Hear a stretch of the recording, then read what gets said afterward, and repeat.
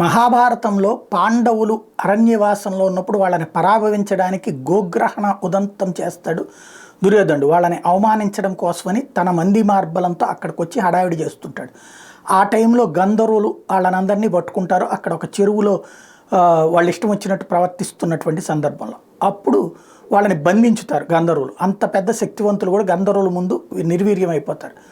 అప్పుడు వాళ్ళ భార్యలు ఏదైతే కౌరవుల భార్యలు వెళ్ళి ధర్మరాజు శరణ కోరితే ధర్మరాజు భీముణ్ణి అర్జునుడిని వెళ్ళి కాపాడరమ్మంటాడు. అదేంటి అన్నా, కాగల కార్యం గంధర్వులే తీరుస్తుంటే మనం ఎందుకు చెయ్యాలి అంటే, అరే మనం కురువంశం 105 మందిమి, అదే మనలో మనం శత్రుత్వం ఉన్నప్పుడు 5గురం వేరు 100 మంది వేరు, బయట వాళ్ళు మన మీదకి వచ్చినప్పుడు 105 మందివి అన్నాడు.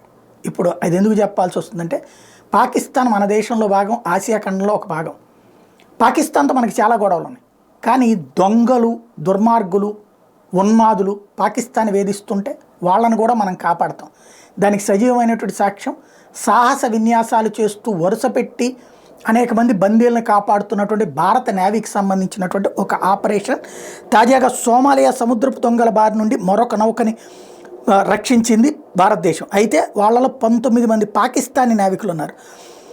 గత 36 గంటల వ్యవధిలో భారత్ మరోసారి డేరింగ్ ఆపరేషన్ చేపట్టింది. సోమాలియా సముద్రపు దొంగల చెర నుంచి 19 మంది పాకిస్తానీ నావికులు రక్షించింది. యుద్ధం ఒక ఐఎన్ఎస్ సుమిత్ర రంగంలోకి దింపి సముద్రపు దొంగల్ని తరిమికొట్టింది. ఈ మేరకు భారత నేవీ వెల్లడించింది. సోమవారం సోమాలియా తీరంలో ఇరాన్ జెండాతో ఉన్న అల్ నయీమీ ఫిషింగ్ నౌకని సాయుధ సముద్రపు దొంగలు చుట్టుముట్టారు. 19 మంది పాకిస్తానీ నావికులను బంధించారు.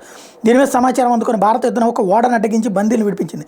కొద్ది గంటల ముందే భారత్ ఇదే తరహా ఆపరేషన్ చేపట్టింది. శనివారం రాత్రి అరేబియా సముద్రంలో ఇరాన్ చేపల బోటు యమాన్ని సోమాలియా దొంగలు అపహరించారు. రక్షించమంటూ ఈ బోట్ నుండి ఆదివారం భారత నౌకాదళం అత్యవసర సందేశం అందింది. INS Sumitra advanced light helicopter Dhruv రంగంలోకి దిగి 17 మంది మత్స్యకారుల్ని రక్షించింది. వాస్తవంగా హమాస్ లక్ష్యంగా ఇజ్రాయెల్ దాడుల నేపథ్యంలో హౌతీ తిరుగుబాటుదారులు గత కొద్ది రోజులుగా ఎర్ర సముద్రంలో వాణిజ్య నౌకలే లక్ష్యంగా దాడులు చేస్తున్నట్టు నేపథ్యంలో ఇటీవల గల్ఫ్ ఆఫ్ ఎడెన్లో ఆయిల్ ట్యాంకర్లతో వెళ్తున్న మార్లిన్ ల్యాండ్ నౌక మీద క్షిపంతో దాడి చేయడం, ఆ నౌక నుంచి వచ్చిన అత్యవసర సందేశాలకు స్పందించిన భారత నేవీ సమీపంలోని ఐఎన్ఎస్ విశాఖపట్నం నౌకల రంగంలోకి దింపడం, అప్పటి నుంచి వరుస ఆపరేషన్స్లో అనేక మందిని రెస్క్యూ చేస్తుంది. అది హౌతీ తీవ్రవాదుల నుంచి కావచ్చు, లేకపోతే సముద్రపు దొంగల నుంచి కావచ్చు. ఈ దఫా పాకిస్తానీ వాళ్ళని, ఇరానీ వాళ్ళని కూడా కాపాడిపెట్టింది.